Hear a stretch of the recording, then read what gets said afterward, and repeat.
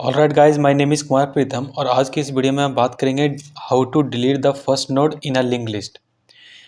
तो सबसे पहले मैंने एक स्ट्रक्चर डिफाइन किया है जिसके अंदर दो फील्ड है, एक डाटा फील्ड, एक नेक्स्ट फील्ड।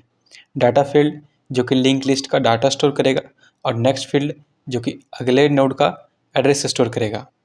ये सारा कोड समझने से पहले हम लोग मेन मेथड पे आते हैं ताकि हम लोग क्रिएशन ऑफ लिंक लिस्ट समझ सकें।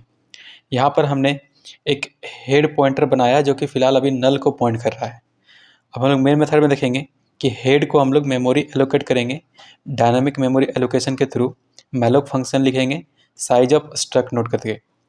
अब इससे क्या होगा कि एक हेड नाम का एक स्ट्रक्चर तैयार हो जाएगा जिसके अंदर दो फील्ड होगा, एक डाटा और एक नेक्स्ट फील्ड। अब इसका नाम हेड है तो यहाँ हम हेड लिख देते हैं क्योंकि फ़िलहाल इसको पॉइंट कर रहा है। अब हम लोग देखेंगे कि हेड का डाटा के अंदर 1 इंसर्ट किया गया है। तो हेड का हम लोग डाटा फील्ड में 1 इंसर्ट कर दिए। उसके बाद हेड का नेक्स्ट फील्ड में मेमोरी एलोकेट किया गया है। तो हेड का नेक्स्ट में हम लोग एक नया मेमोरी एलोकेट करेंगे, एक नया लिंक लिस्ट का क्रिएशन होगा, एक नया नोड बनेगा। अब इसका जो एड्रेस होगा वो यहाँ पे स्टोर होगा। तो सपोज इसका एड्रेस अगर 100 है तब यहाँ 100 स्टोर होगा। अब हम लोग देखेंगे कि हेड का नेक्स्ट का डाटा में 2 डाला गया है, यानी कि यहाँ पे 2 इंसर्ट हो जाएगा। अब हम लोग देखेंगे कि हेड का नेक्स्ट में जा करके एक और फिर से मेमोरी एलोकेशन किया गया है, यानी कि फिर से एक नया नोड का क्रिएशन किया गया है। यहाँ हम जाएंगे और एक और नया नोड क्रिएट किया गया जिसमें फिर से दो फील्ड होगा, डाटा फील्ड और नेक्स्ट फील्ड। अब इसका जो एड्रेस होगा यहाँ स्टोर होगा। अगर सपोज इसका अगर एड्रेस 200 है तो यहाँ 200 स्टोर हो जाएगा। अब हम लोग देखेंगे कि हेड का नेक्स्ट का डाटा फील्ड में 3 को इंसर्ट कर दो तो यहाँ 3 इंसर्ट हो जाएगा हेड का नेक्स्ट में। अब हम लोग देखेंगे कि अब ये चूँकि ये लास्ट है तो इसके अंदर हम लोग यहाँ नल हो जाएगा। हम लोग इस वीडियो का मोटिव है कि ये जो फर्स्ट नोड है इसको डिलीट कैसे करें।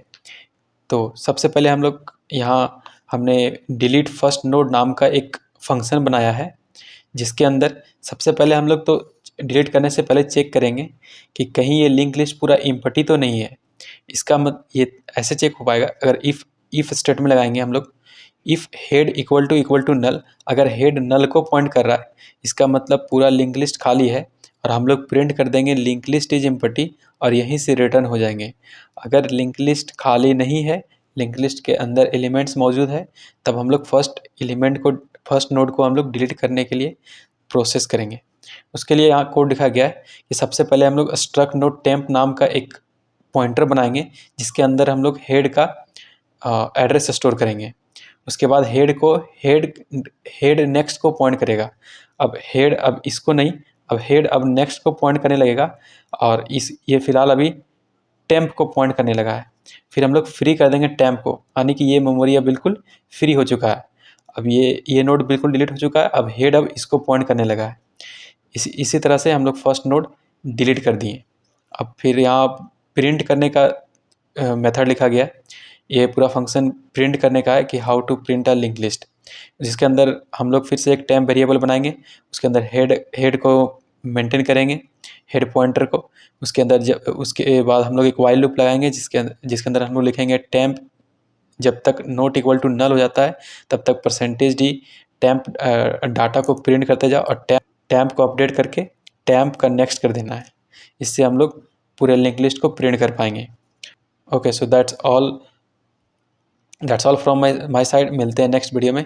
Take care.